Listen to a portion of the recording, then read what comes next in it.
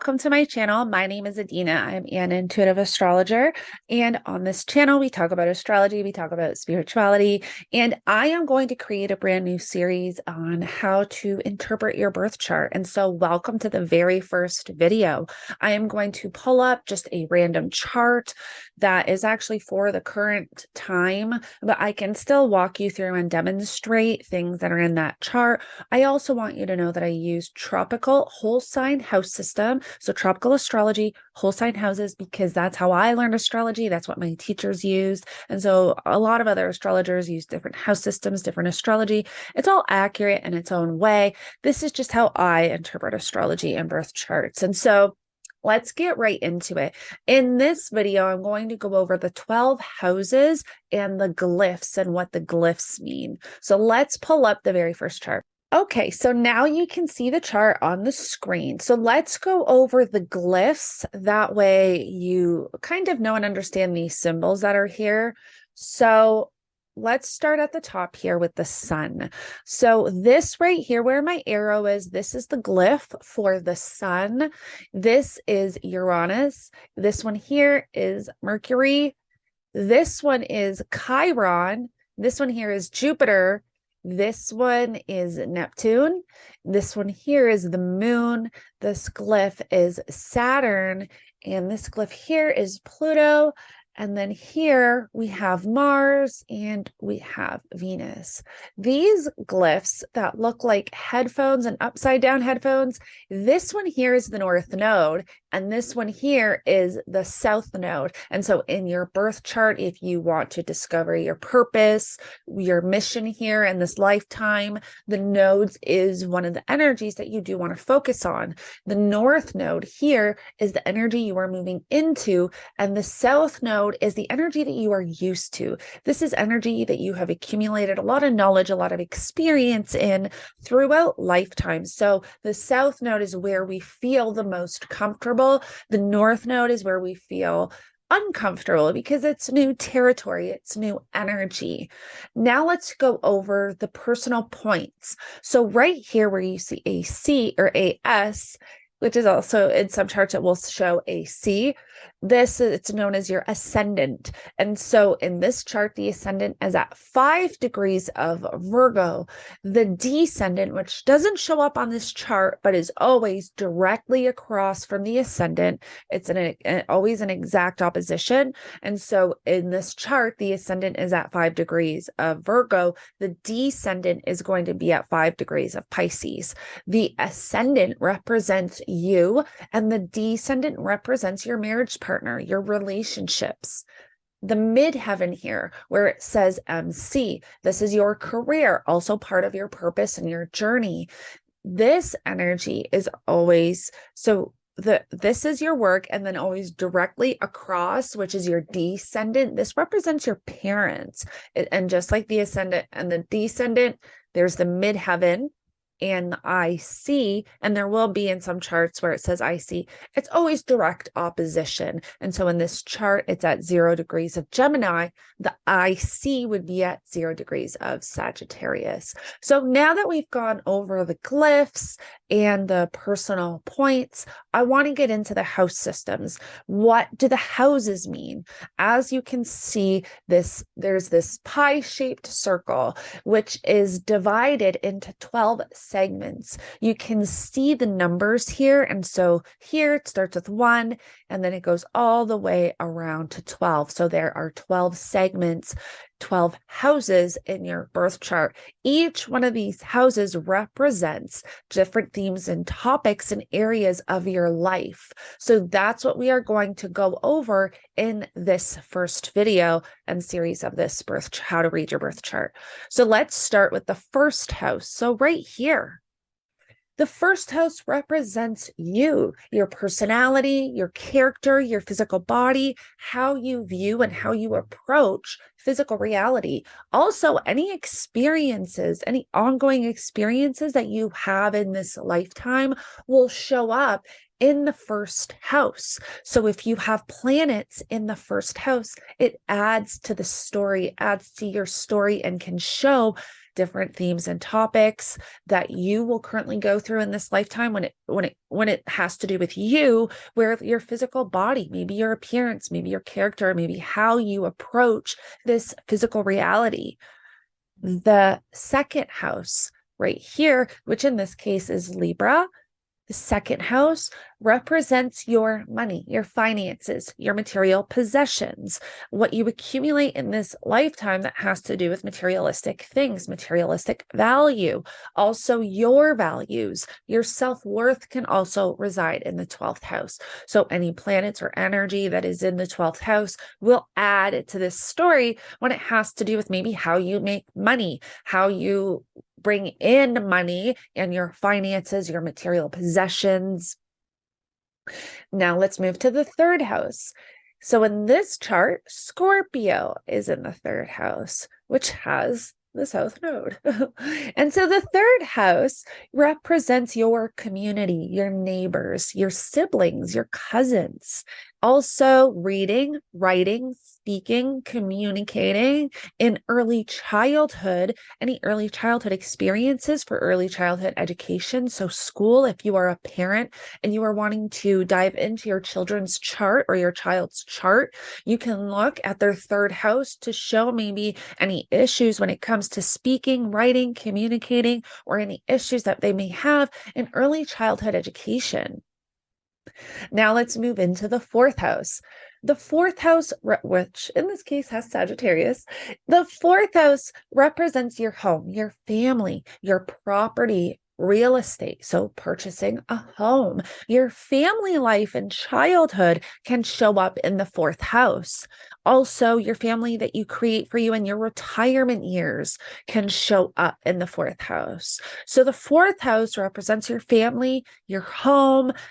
Any energy in the fourth house can actually show if you have a very nice home.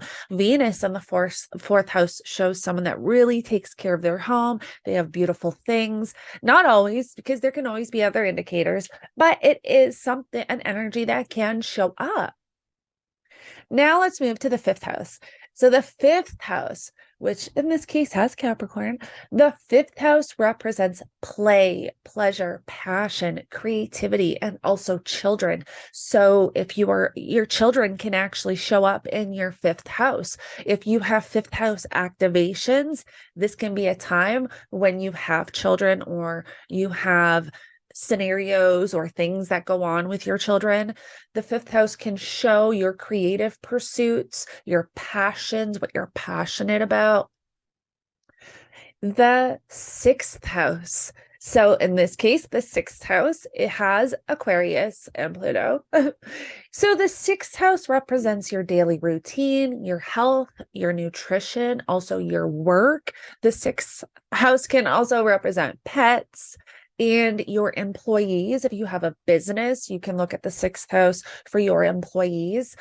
Now, when you have sixth house activations, meaning transits, which we will get into in this series, this is when there can be things arising with your health, or you can change your daily routine in some way, or your work. And so when you want to look at themes, or when you want to look at certain things that are associated with your work, your daily routine, your health, you want to look at the sixth house. Now let's move to the seventh house. The seventh house, which has Pisces, Saturn, the moon, and Neptune.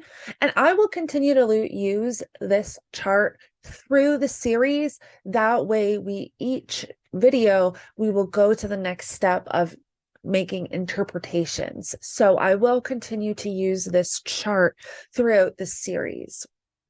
Now, the seventh house has to do with your relationships, your partnerships, your marriage partner, business partners. All of your close personal connections reside in the seventh house. So when you want to look at your relationship or what type of people you attract or how you present yourself in relationships, you can look at the seventh house.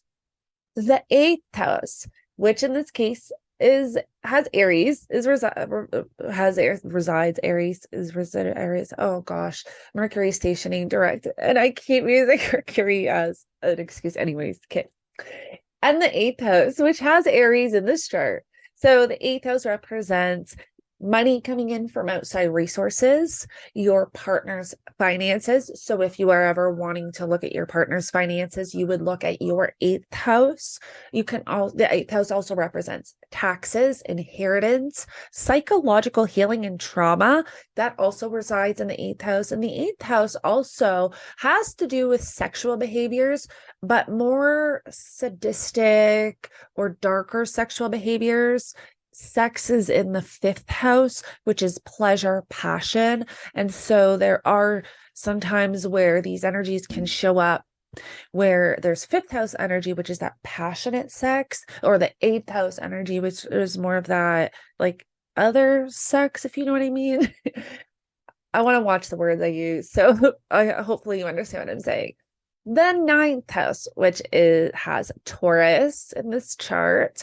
The ninth house represents long distance travel, higher education, higher knowledge, your belief systems.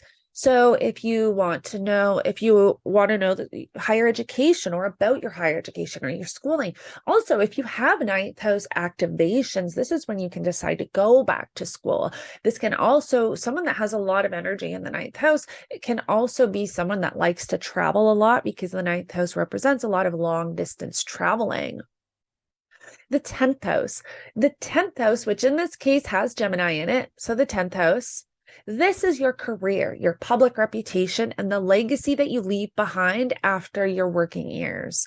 So if you want to know about your career, what is the natural energy around your career in your birth chart? You want to look at the 10th house. Always with my clients, I look at the birth chart. If they have questions about their career, I always look to the 10th house.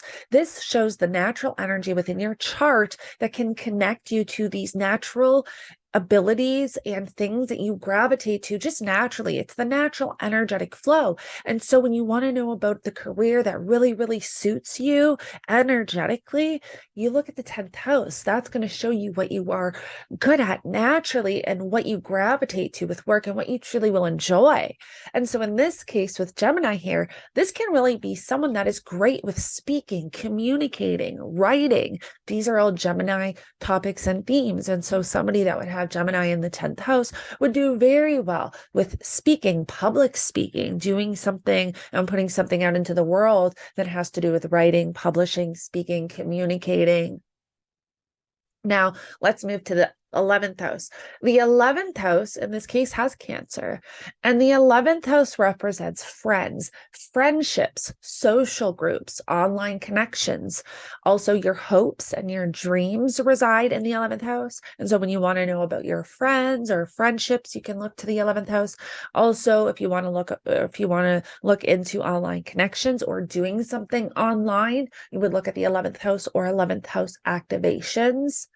The 12th house, my favorite house. The 12th house is the house of self-undoing, the house of isolation. This is also the house of spirituality. The 12th house tends to suppress energy. So when you have planets in the 12th house, this can show someone that has issues with expressing. Those planets are not able to express themselves the way they normally would. So somebody, let's say, that has Mercury in the 12th house, this can be somebody that maybe has issues with communicating.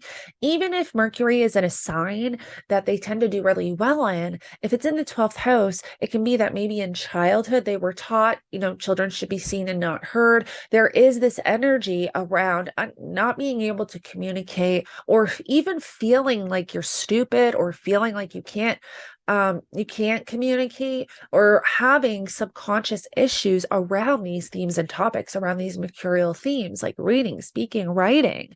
And so the 12th house the 12th house does suppress energy. And with the 12th house, you also have to worry about self-undoing.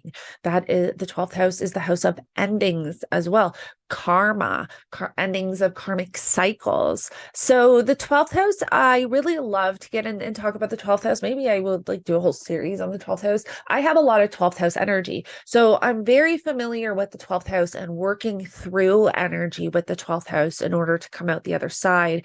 My teacher always told me that the 12th house has to be worked through consciously. So I'm going to end this video here. I don't want to overwhelm you with too much stuff in this video. I really just wanted to touch on the glyphs to give you an idea of what all these symbols mean. And then I really wanted to go over the houses. So in the next video, we are going to start going through the planets and the signs. Thanks so much for joining me. Don't forget to like and subscribe so that you can get notified when I post more videos for this How to Read Your Birth Chart series. I will connect with you in the next one.